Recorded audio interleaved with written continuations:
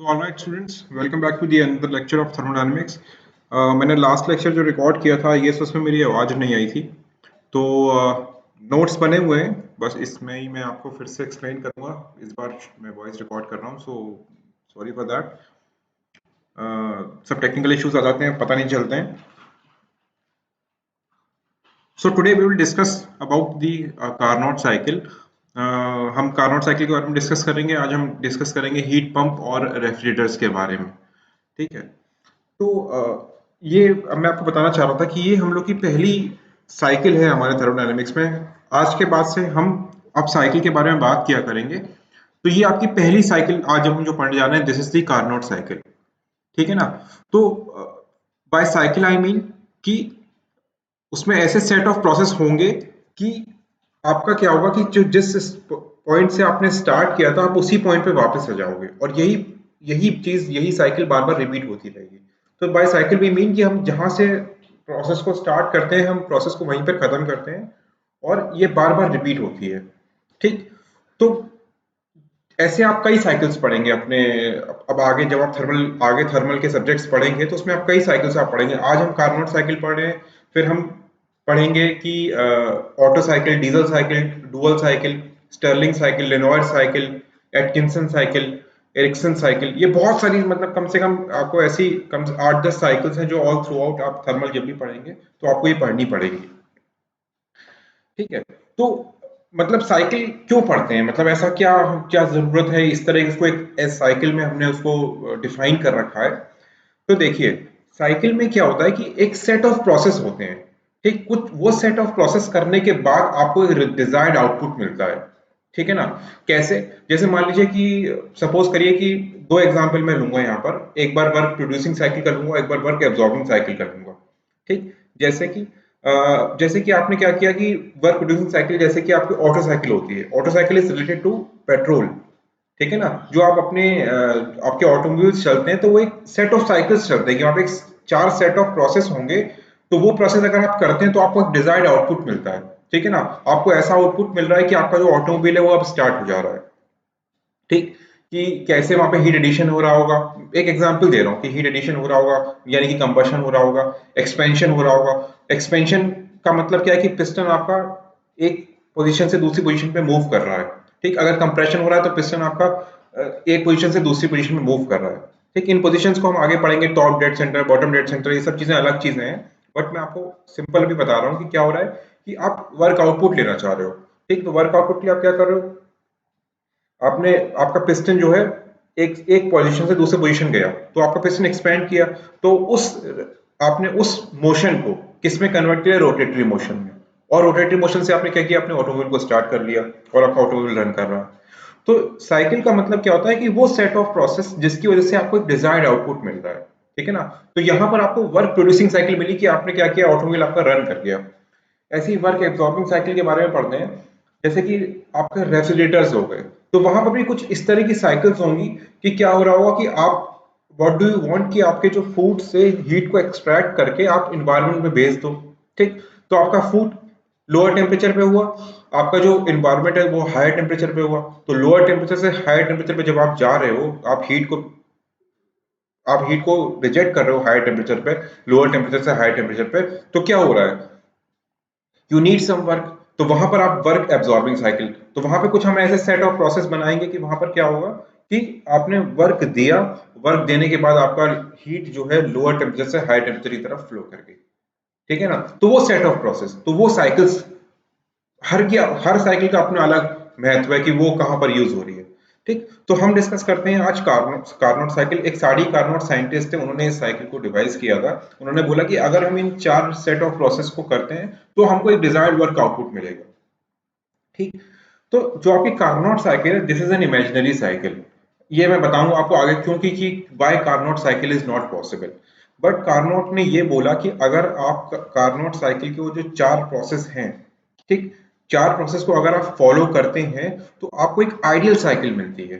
ठीक है ना। आइडियल मीन्स वो पॉसिबल नहीं है, अगर आप उसको रियल में करना चाहेंगे वो सेट ऑफ प्रोसेस तो वो पॉसिबल नहीं है। बट कार्नोट ने ये बोला कि अगर आप इन 4 सेट ऑफ प्रोसेस को अपने कहीं पर ही सेट ऑफ प्रोसेस को कहीं पर ही आप यूज करते हैं, तो जो वहां पर साइकिल आती है, this is the Carnot cycle and this is the ideal cycle. ठीक, और उन्होंने बोला कि ये अगर इस आइडियल साइकिल है तो उसका मतलब क्या है कि इसकी मैक्सिमम एफिशिएंसी होगी। ठीक, एक बात। अच्छा, by maximum efficiency I am not saying कि वहां पर एफिशिएंसी 100% होगी। बाय मैक्सिमम एफिशिएंसी मैं ये बोल रहा हूँ कि हाँ, एफिशिएंसी आपकी बाकी साइकिल के कंपैरिजन में, जो आप रियल साइकिल्स पढ़ते हैं उसके कंपैरिजन में, दैट विल बी हाईएस्ट। ठीक, अच्छा, अगर मैं बोल रहा हूँ कि 100% एफिशिएंसी नहीं होगी, तो इसका मतलब मैं क्या फॉलो कर रहा हूँ? I am following the second law of thermodynamics. किसी भी साइकिल की आप 100% एफिशिएंसी नहीं दे सकते। यही चीज केल्विन ने बोली थी, और यही चीज किसने बोली थी? क्लॉसियस ने। केल्विन ने क्या बोला था कि आपको हीट रिजेक्शन के लिए दूसरा एक सिंक चाहिए ही चाहिए, मतलब हीट रिजेक्शन होगा, एक हीट का फ्लो होगा, वेस्ट हीट का फ्लो होगा, कहीं ना कहीं वो हीट सिंक को एब्जॉर्ब करेगा। ठीक, कभी भी ऐसा नहीं होगा कि आपने जितना क्यू दिया उतना ही आपने वर्क ले लिया। ठीक है ना? तो ये चीज क्लॉसियस ने बोली, ये चीज केल्विन ने बोली। तो हम कार्नोट ने भी, जो साइंटिस्ट थे, उन्होंने ये बोला कि 100% efficiency is not possible. But अगर हम कार्नोट के अकॉर्डिंग जो सेट ऑफ प्रोसेस हैं, अगर उसको हम साइकिल में डिवाइस करते हैं, तो then the efficiency will be maximum. But this cycle is not actually possible. ठीक, अच्छा, तो इसमें जो पहला प्रोसेस है वो है, this is the number one, process 1 to 2 है, this is the reversible isothermal heat addition. मेरा कर्सर देखिएगा, इस बार लिखा हुआ है तो आपको बस सिर्फ कर्सर देखना पड़ेगा। This is the reversible isothermal heat addition. ठीक, पहला पहला एक जो टर्म आ रहा है इसमें रिवर्सिबल, ये चीज समझते हैं। रिवर्सिबल प्रोसेस का मतलब होता है कि जब आपका प्रोसेस, इधर देखिएगा यहाँ पर 1 से 2 पर गया, फिर जब आप वापस 2 से 1 पर जा रहे हैं, तो there is no effect in the surrounding, मतलब कि no effect in the surrounding. ठीक, मतलब 1 से 2 आप गए, ठीक, 2 से 1 जब आप वापस जा रहे थे, तो क्या हुआ कि आप सेम अगर पाथ से जा रहे हैं, 1 से 2 और 2 से 1 पे वापस जब जा रहे हैं, तो सराउंडिंग में कोई इफेक्ट नहीं पड़ रहा है। ठीक है ना? मतलब कि एग्जैक्टली जैसे आप 1 से 2 गए थे, सेम वैसी प्रोसेस से आप वापस चले गए, तो then that process is known as the reversible process. ठीक है ना? अच्छा, सराउंडिंग से में कोई इफेक्ट नहीं पड़ रहा, ऐसा क्या मतलब हुआ कि, मतलब एक तरह से ये है कि कहीं पर भी आपकी हीट या जो वर्क है या जो एनर्जी है, वो वेस्ट नहीं हो रही है। वो वही के वही एग्जैक्टली आपने जैसे गए वैसे ही 2 से 1 वापस आ गए। तो क्या रिवर्सिबल प्रोसेस भी आपके एग्जिस्ट करते हैं? हम ये बोलेंगे कि आइडियली रिवर्सिबल प्रोसेस एग्जिस्ट नहीं करता, there is some effect in the surrounding. But अगर हम बोले कि आइडियल प्रोसेस होते हैं रिवर्सिबल प्रोसेस, तो इसका मतलब क्या होता है कि जब वो वापस उस पाथ से वापस पोजीशन पे जा रहे होते हैं, तो then there is no effect in the surrounding.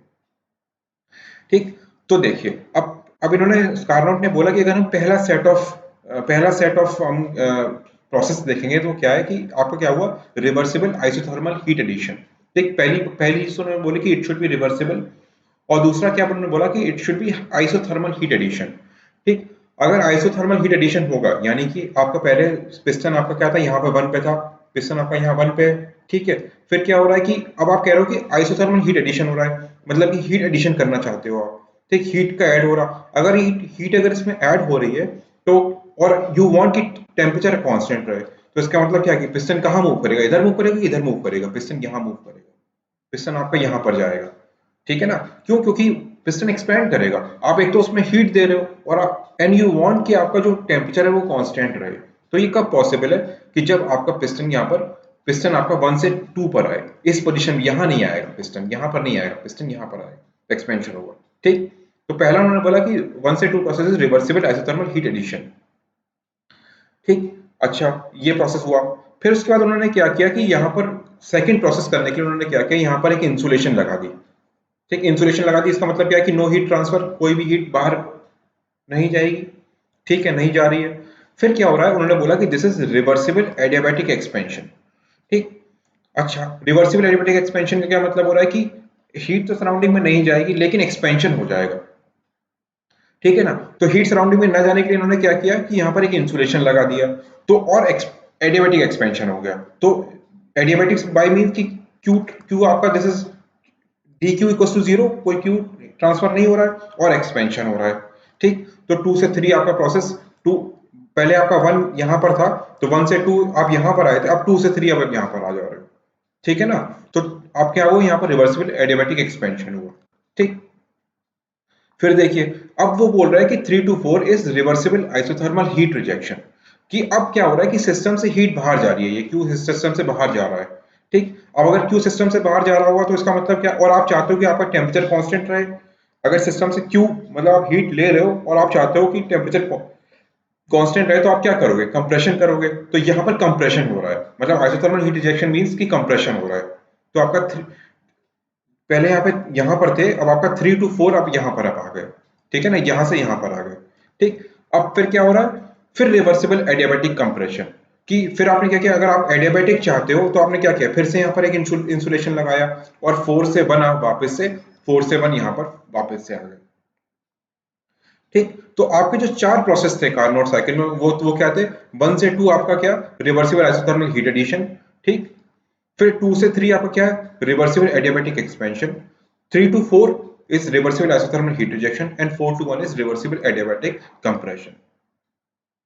ठीक है, अच्छा, तो अगर आप अब आप देखिएगा इधर, अब इसको जरा पीवी डायग्राम में बना के देखते हैं कि 1 से 2 मैं बोल रहा हूँ कि रिवर्सिबल आइसोथर्मल हीट एडिशन हो रहा है, यानी कि हीट एडिशन हो रहा है। ठीक, फिर मैंने आपको बताया था कि अगर आइसोथर्मल हीट एडिशन हो रहा है तो इसका मतलब क्या है कि एक्सपेंशन हो रहा होगा। आप चाहते हो कि टेम्परेचर कांस्टेंट रहे और सिस्टम में हीट आए, तो क्यों ऐसा कब हो सकता है, जब आपका एक्सपेंशन हो रहा होगा।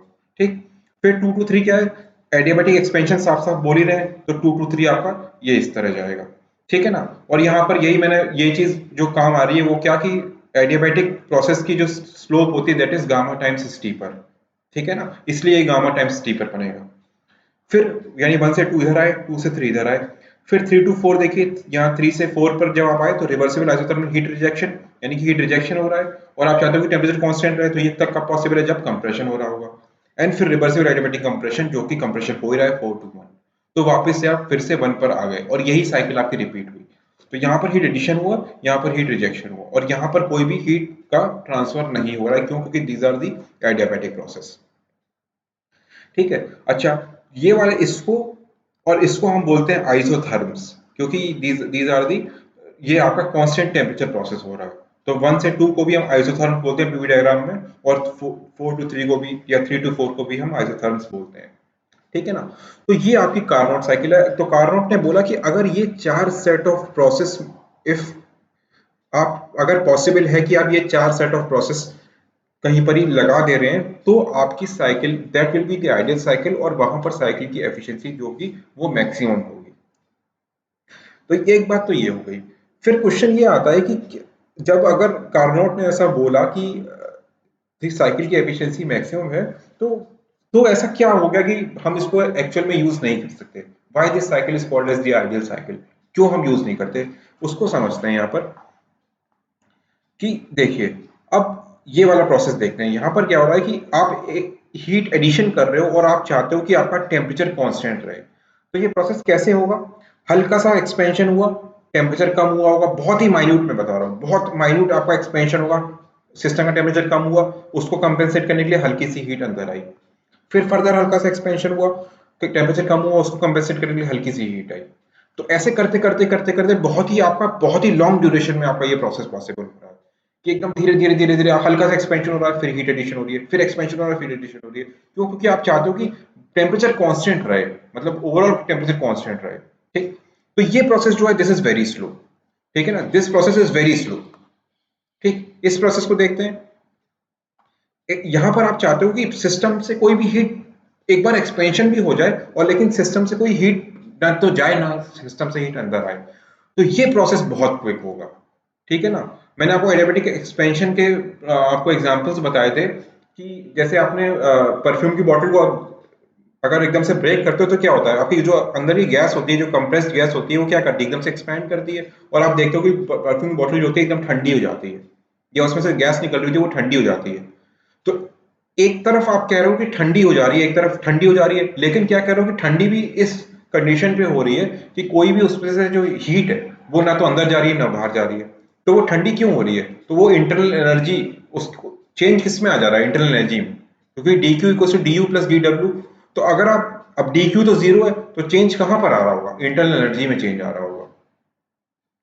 ठीक है ना, तो बस या बस, या जैसे कभी टायर फटता है, bursting of tyres is also adiabatic process. तो क्या होता है, अगर आप उसमें एकदम से कोई भी हुक मारोगे तो एकदम से आपको ठंडी गैस हवा जो होती है वो ठंडी आपको महसूस होगी। तो वहां पर क्या हो रहा है कि इंटरनल एनर्जी कम हो जा रही है, जो मतलब जो आपका जो टेम्परेचर जो कम हो जा रहा है वो किसके एक्सपेंस पे कम हो रहा है, इंटरनल एनर्जी के एक्सपेंस पे कम हो रहा है, हीट का कोई भी ट्रांसफर नहीं हो रहा है। तो एकदम वो बहुत ही सडन प्रोसेस है। तो ये क्विक प्रोसेस है। तो किसी भी साइकिल में एकदम एक एक तरफ आपका एक प्रोसेस इतना स्लो है कि मतलब इनफाइनाइटली स्लो चल रहा है, और एक प्रोसेस आप चाहते हो कि एकदम क्विक हो जाए, तो ये चीज पॉसिबल नहीं है। ठीक है। तो that is why this cycle is not ideally possible. ठीक है। तो ये दोनों प्रोसेस आपके बहुत क्विक है, और ये जो आइसोथर्मल प्रोसेस है ये आपके बहुत ही स्लो। तो that is why this cycle is not ideally possible. ठीक है। तो this was the Carnot cycle. अब इसके बारे में इसके हम आगे पढ़ते हैं। इसमें कार्नोट ने दो प्रिंसिपल और दिए। पहला प्रिंसिपल देखते हैं क्या है। कार्नोट ने ये बोला कि the efficiency of an irreversible engine cannot be greater than the reversible engine operating between same temperature limits। इसको थोड़ा सा समझते हैं क्या कहना चाह रहे हैं। देखिए, एक आपकी साइकिल है जो कि आपकी सारे रिवर्सिबल प्रोसेस से बनी हुई है। ठीक। तो अगर सारे रिवर्सिबल प्रोसेस है तो इसका मतलब क्या है कि साइकिल आपकी रिवर्सिबल साइकिल हो गई। ठीक। मतलब कि जब भी आप वन से टू, टू से थ्री, थ्री से फोर, फोर से वन वापस जा रहे हैं, तो सारे आपके जो प्रोसेस हैं, these all are process are reversible process. ठीक। एक आपकी साइकिल है that is the irreversible cycle, कि जहां पर आपने जो सेट ऑफ प्रोसेस लिए कि वो इरिवर्सिबल है। ठीक है। अच्छा। तो एक एक तो बात ये हुई कि आपने एक दो साइकिल को आप कंपेयर कर रहे हो, कब, जब आपका एक बार रिवर्सिबल प्रोसेस था, एक बार आपके इरिवर्सिबल प्रोसेस थे। ठीक है ना। अच्छा। और दूसरा आप कंपैरिजन कर रहे हो कि आपका जो टेम्परेचर लिमिट्स हैं दीज आर सेम।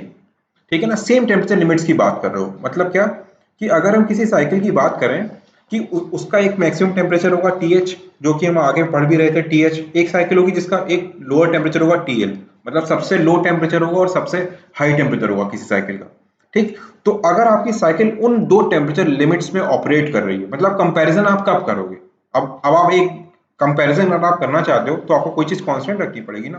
तो कंपैरिजन करते टाइम आप क्या करो कि टेम्परेचर लिमिट्स को कांस्टेंट रख लो, यानी कि साइकिल का हाईएस्ट टेम्परेचर और साइकिल का लोएस्ट टेम्परेचर अगर सेम है, तो कार्नोट ने बोला कि the efficiency of the irreversible engine can not be greater than the efficiency of the reversible engine. ठीक है ना। इसको मैं लिखना यही उन्होंने बोला कि efficiency of reversible irreversible engine, यानी कि इरिवर्सिबल इंजन जो होगा उसकी एफिशिएंसी हमेशा कम होगी एफिशिएंसी ऑफ रिवर्सिबल इंजन। ये हम वैसे भी समझते हैं कि अगर इरिवर्सिबल इंजन है, इसका मतलब क्या है कि यहाँ पर क्या हो रहा होगा, कुछ हीट का लॉस हो रहा होगा, क्यू लॉस हो रहा होगा। तो क्यू लॉस हो रहा होगा तो ऑब्वियसली एफिशिएंसी कम होगी। बट कार्नोट ने ये इसको कार्नोट प्रिंसिपल से जाना जाता है कि एफिशिएंसी उस साइकिल की एफिशिएंसी जो होगी हमेशा कम होगी जो कि इरिवर्सिबल साइकिल है। ठीक है ना। तो ये, और लेकिन कंपैरिजन आप कब करेंगे, जब वो सेम टेम्परेचर लिमिट्स में हो गए, तब कंपैरिजन आप तभी करेंगे। ठीक। अच्छा। फिर उन्होंने बोला कि efficiency of all reversible engines, मतलब सारे reversible engines operating between same temperature limits is same. ठीक है ना। कानून ने ये बोला कि अगर आप सारे रिवर्सिबल इंजन्स ले रहे हो और सभी सेम टेम्परेचर पे काम कर रहे हैं, तो उनकी एफिशिएंसी सेम होगी। ठीक है ना। तो इसका क्या मतलब हुआ कि फॉर रिवर्सिबल इंजन, इसका जो मतलब हुआ यही तो मतलब हुआ कि reversible engine efficiency is independent of the working fluid. कि मतलब अब आप कह रहे हो कि अगर इंजन रिवर्सिबल है और वो सेम टेम्परेचर काम कर रहे हैं, तो आप उसमें वर्किंग फ्लूइड कुछ भी ले लो, पेट्रोल ले लो, डीजल ले लो, कुछ भी ले लो। ठीक है ना। कोई भी वर्किंग फ्लूइड हो सकता है। तो इसका मतलब क्या है कि अगर रिवर्सिबल इंजन है, यानी सारे प्रोसेस रिवर्सिबल हैं, तो the efficiency will B same. ठीक है ना। तो कार्नोट का सेकंड प्रिंसिपल क्या था कि efficiency of all reversible engine operating between same temperature limit is same. इसका जो इससे रिजल्ट निकला क्या कि for reversible engine efficiency is independent of the working fluid. तो इसको अगर मैं मैथमेटिकली लिखना चाहूं कि efficiency of reversible engine 1 is equals to efficiency of reversible engine 2 बशर्ते it is working on the same temperature limits। ठीक। All right. तो अच्छा, अब एफिशिएंसी के बारे में अगर हम बात कर रहे हैं तो एफिशिएंसी क्या होती है, this is output upon input. तो आउटपुट कितना, वर्क आउटपुट जो आपको मिला, और क्यू इनपुट जो आपने क्यू एच दिया, मतलब हाई टेम्परेचर पे हीट दी होगी। ठीक। तो this is Q H minus Q L upon Q H. तो efficiency of Carnot cycle will be equals to 1 minus Q L upon Q H. ठीक है। और ये किसके लिए पॉसिबल है, ये रिवर्सिबल के लिए भी पॉसिबल है और ये इरिवर्सिबल के लिए भी पॉसिबल है। ठीक। अच्छा, केल्विन ने बोला कि केल्विन ने क्या बोला कि अ, ये तो एफिशिएंसी हो गई कि कार्नोट साइकिल की 1 minus Q L upon Q H. ठीक, ये वाली एफिशिएंसी वर्क आउटपुट अपॉन जो आपने इनपुट दिया। फिर फिर क्या हुआ कि केल्विन ने एक स्टेटमेंट दिया कि द इंजन इज, अगर इंजन रिवर्सिबल है, ठीक, तो रेशियो जो उसकी हीट का रेशियो होगा Q L upon Q H is equal to the, जो जो हीट का रेशियो होगा वो टेम्परेचर का फंक्शन होगा। ठीक है ना, यानी कि उन्होंने ये बोला कि Q L upon Q H अगर हीट रेशियो दिया हुआ है तो जो क्यू एल है this will be the function of T L upon this will be the function of T H.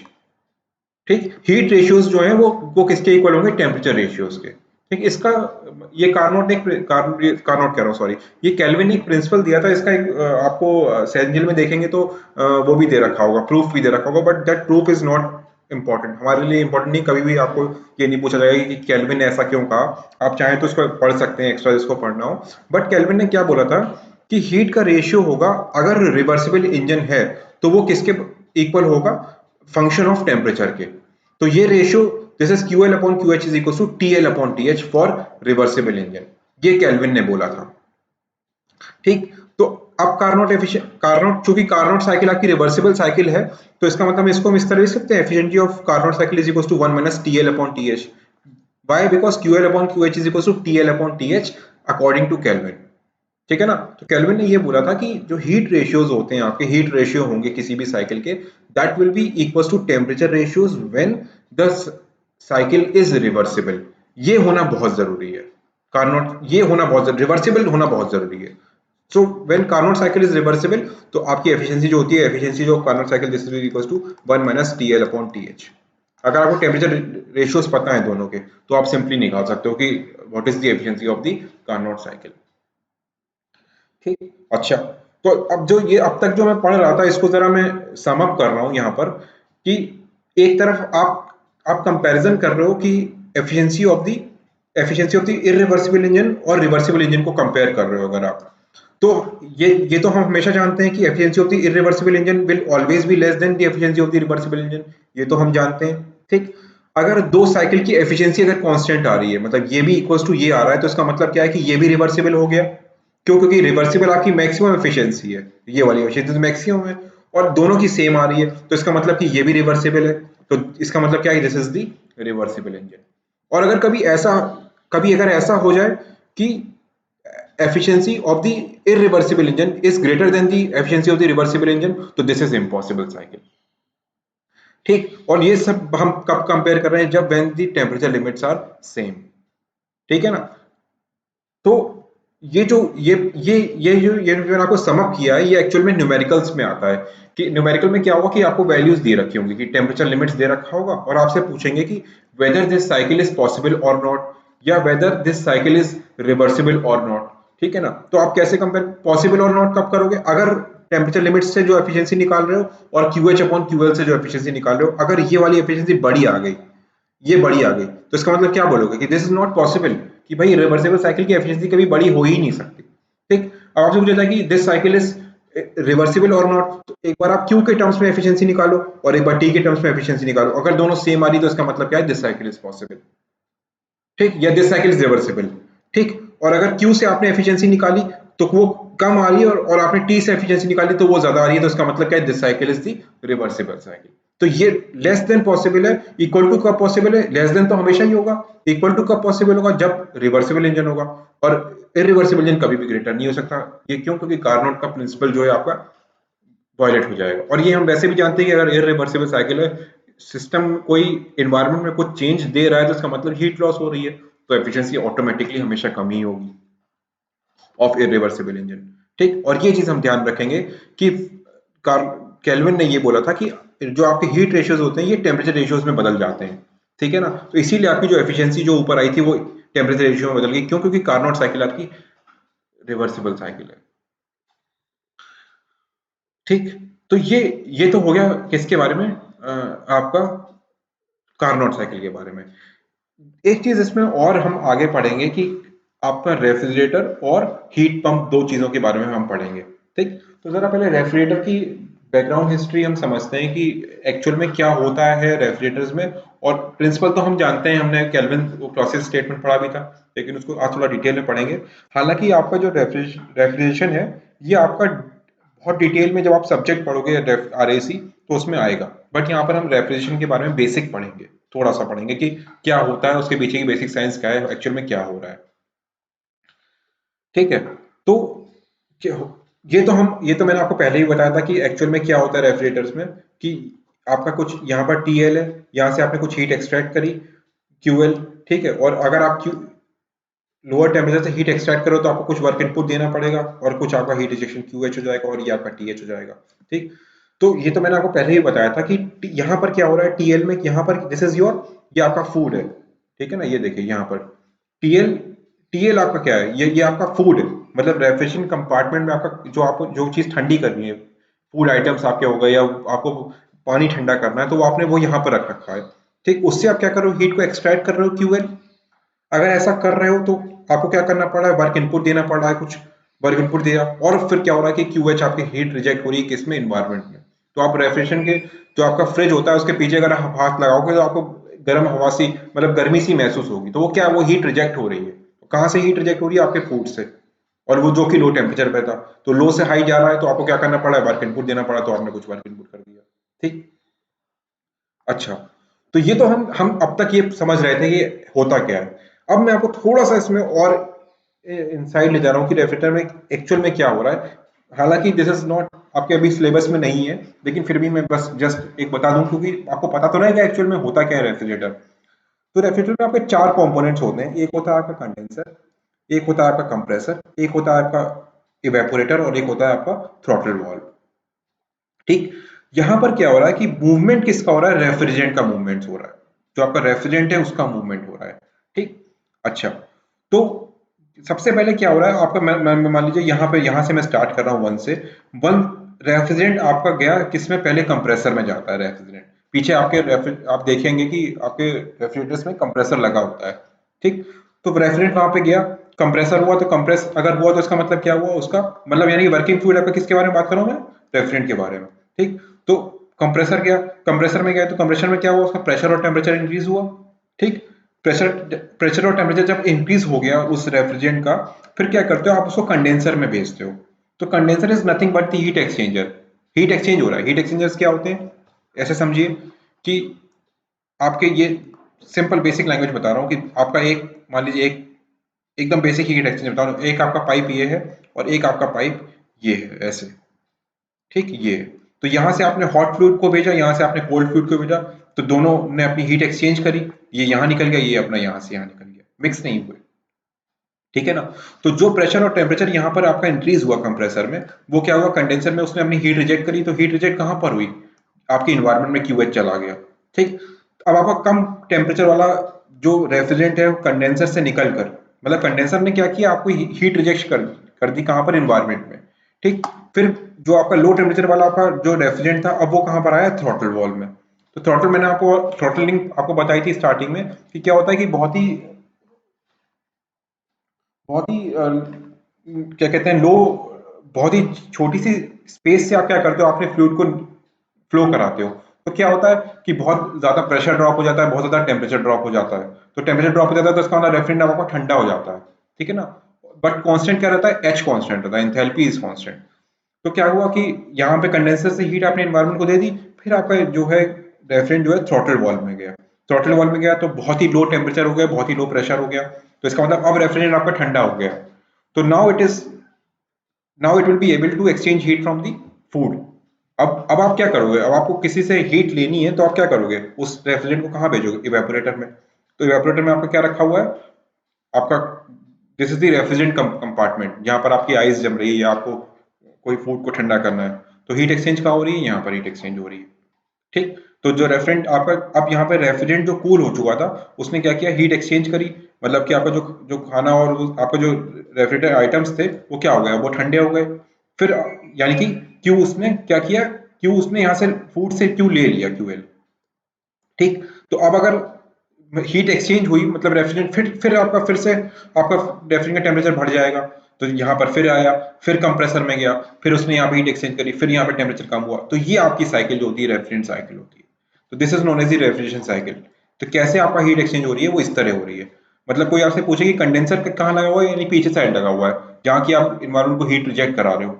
Evaporator कहाँ है? इवेपोरेटर इज योर जो आपके आइस कंपार्टमेंट है, वहां पर आपका हीट एक्सचेंज हो रही है, वहां से आपको रेफ्रिजरेंट हीट ले रहा है।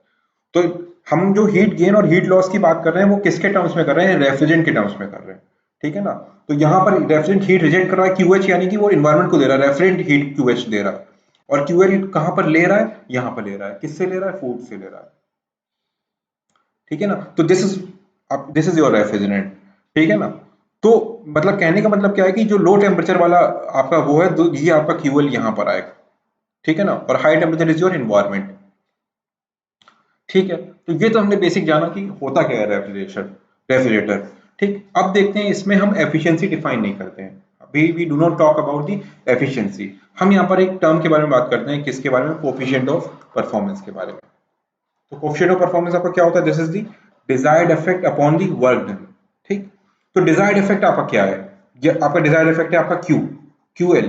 कि आपसे अगर पूछा जाए कि रेफ्रिजरेंट के केस में what is the desired effect, आपको क्या, किससे मतलब है? आप हमको उसी से मतलब है ना कि कौन कितनी हीट जो है फूड से एक्सट्रैक्ट कर पा रहा है। तो दिस इज द क्यूएल। तो क्यूएल हो गया। और वर्क डन कितना है जो आपने वर्क इनपुट किया, दिस इज डब्ल्यू इनपुट। तो मैंने आपको बताया था, देखिए QL QL plus W input is equal to QH. तो डब्ल्यू इनपुट कितना हो जाएगा? QH minus QL. तो सीओपी ऑफ द रेफ्रिजरेटर आपका कितना आ जाएगा? This is equal to QL upon QH minus QL, यानी कि क्यूएल, यानी this is your desired effect. ये आपका डिजायर्ड इफेक्ट हो गया। ठीक, ये हो गया। अच्छा, और सीओपी क्या होती है? It can be greater than one. COP can be greater than one, but efficiency will never be greater than one. ये तो हम जानते ही हैं, but COP can be greater than one. आप वैल्यूज रखेंगे। अच्छा, नेक्स्ट हम पढ़ते हैं किसके बारे में? हीट पंप के बारे में। ठीक, हीट पंप में क्या हो रहा है कि हीट पंप बेसिकली आपका इंडिया में तो नहीं, जो जो आपकी वेस्टर्न कंट्रीज होती हैं जहाँ पर आपको हाउस में आप क्या करते हो कि हीट पंप लगाते हो, तो वहां पर क्या होता है कि आपका जो बाहर का टेम्परेचर है, environment temperature, that is very less. और आप ये चाहते हो कि जो आपका हाउस का टेम्परेचर है वो थोड़ा सा ज्यादा रहे। उसके लिए आप क्या करते हो? हीट को आप हीट पंप लगाते हो। तो इसको ऐसे समझिए कि जैसे कि आपका हीट पंप लगा हुआ है, तो क्या होगा कि फिर से आपका जो लो टेम्परेचर है वो क्या है? यहाँ पर लो टेम्परेचर आपका क्या है? इन्वायरमेंट। ठीक, तो आपने इन्वायरमेंट से कुछ हीट ली। अगर लो टेम्परेचर से आप हीट ले रहे हो और उस, तो आपको क्या करना पड़ेगा? फिर से कुछ वर्क इनपुट करना पड़ेगा।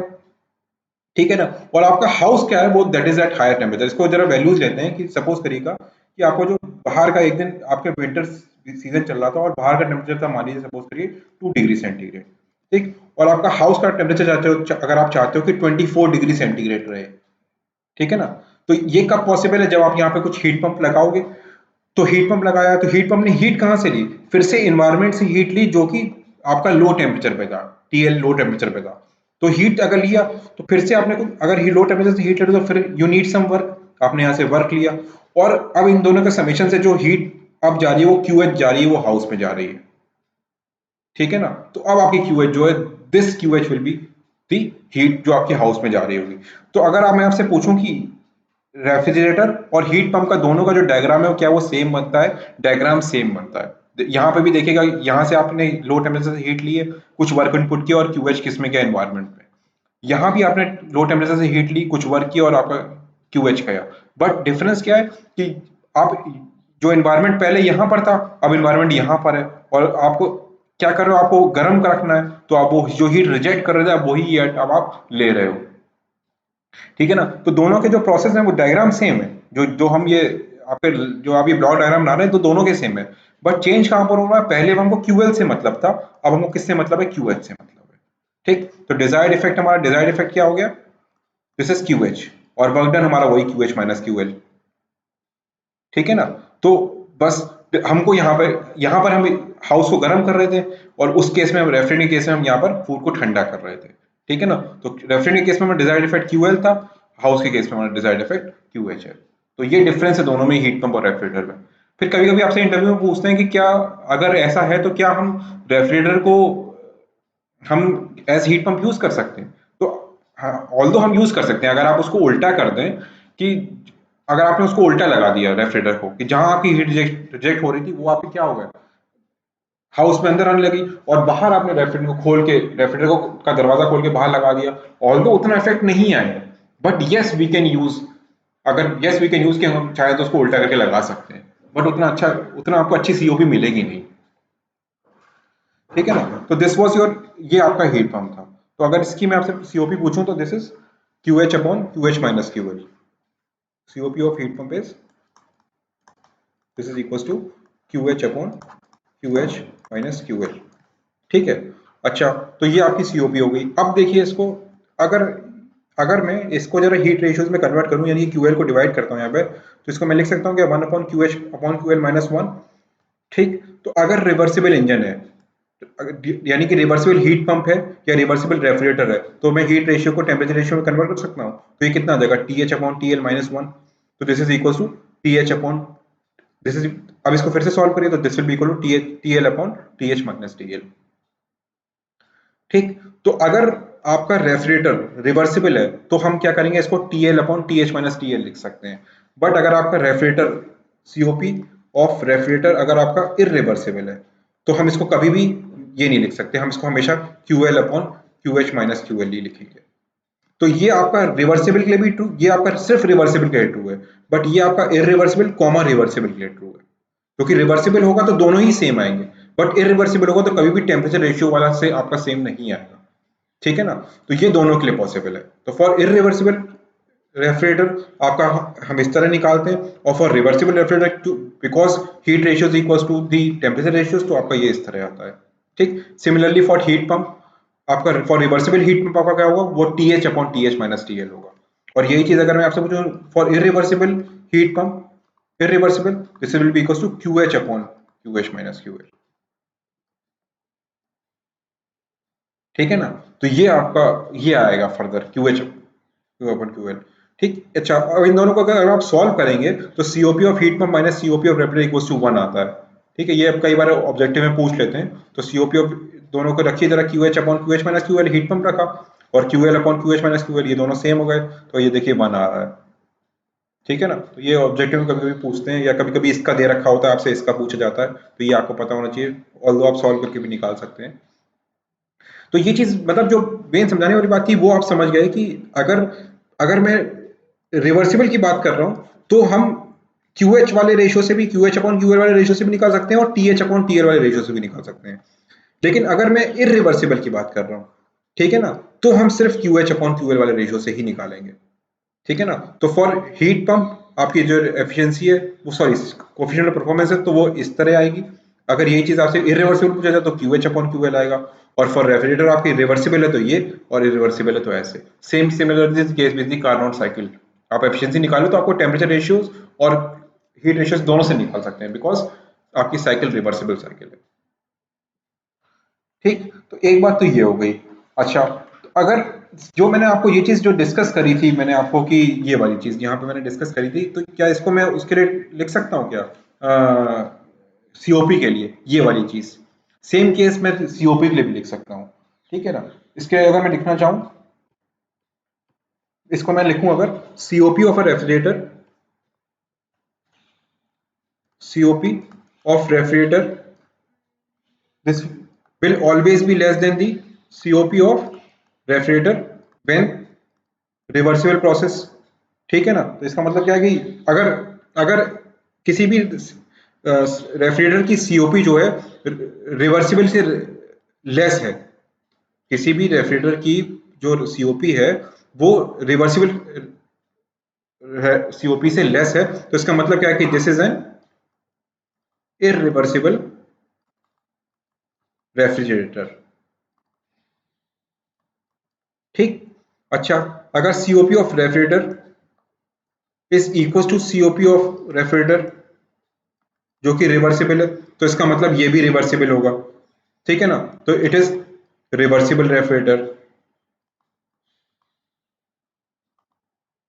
ठीक, और अगर सीओपी ऑफ किसी refrigerator is greater than COP of, this is REF reversible, तो दिस इज इम्पॉसिबल रेफ्रिजरेटर। ये भी कभी कभी न्यूमेरिकल्स में आता है कि क्या रेफ्रिजरेटर पॉसिबल है, दिस इज इम्पॉसिबल रेफ्रिजरेटर। ठीक, same is the case with the heat pump also. ये तो हम मतलब ये मैं आपको सिर्फ इसलिए ये चीज बार बार लिखवा रहा हूँ कि ये पता हो, इस तरह लिखा जाता है इसको, ये नोन चीज है। Same is the case with, same is the case with heat pump also. ठीक, ऑलराइट। सो क्लास में यहीं पर इसको एंड कर रहा हूँ। इसको समझिएगा, कुछ ना आए तो इसमें डाउट पूछिएगा। बस बेसिक सी चीजें बताई थी मैंने कि कब आप हीट रेशियोज में कन्वर्ट करते हैं, कब आप टेम्परेचर रेशियोज में कन्वर्ट करते हैं। ठीक है, सो थैंक यू क्लास।